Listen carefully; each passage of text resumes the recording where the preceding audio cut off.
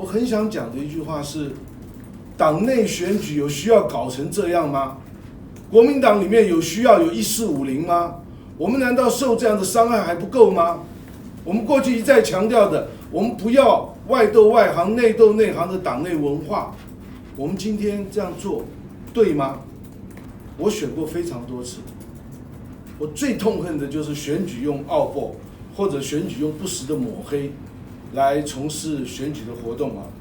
所以我一再的呼吁正面选举，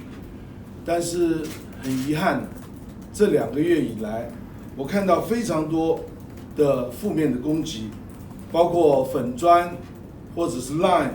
群组的散布，甚至还有化名媒体，然后投书的方式，这些花样来啊。我虽然没有公开来讲，但是我最主要，我是因为整个选举只有2个人在选，如果我做任何的一个指控的话，可能会造成人家不实的一个联想。我相信江启臣委员和我都希望我们这次选举的过程中间是理性的，是和平的，但是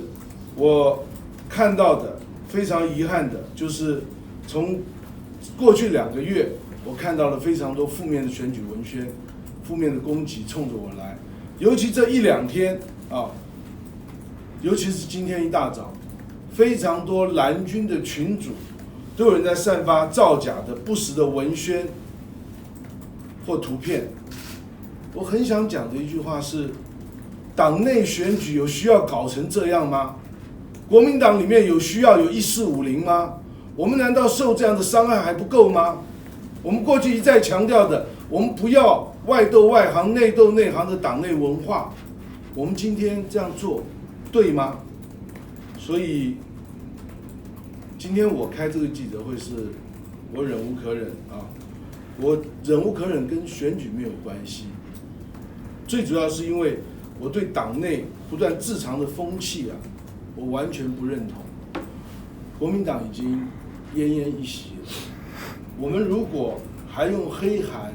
来伤害任何一个党内的同志，对国民党绝对没有好处。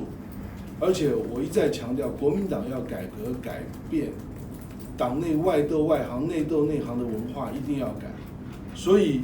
这样不好的文化，我选后我一定会全力来改善。其实最近好像党内有一些俄语，就是说挺好的话就是挺负。你觉得这样的俄语是不是也是这样类似这样黑函的一个故事？我觉得任何一个人支持我，我都要表达感激、感谢之意。只要他是蓝军的支持者，任何人对我表达支持，我都感谢啊。至于所有挺我的人，别人恶意的攻击他，我觉得这也是党内文化很不好的一部分。我一再强调，不要外斗外行、内斗内行。所以每一次当我看到党内同志攻击自己的同志的时候，我都想请教这些党内同志，你攻击民进党或者为党内捍卫辩护的时候，你有没有这样的火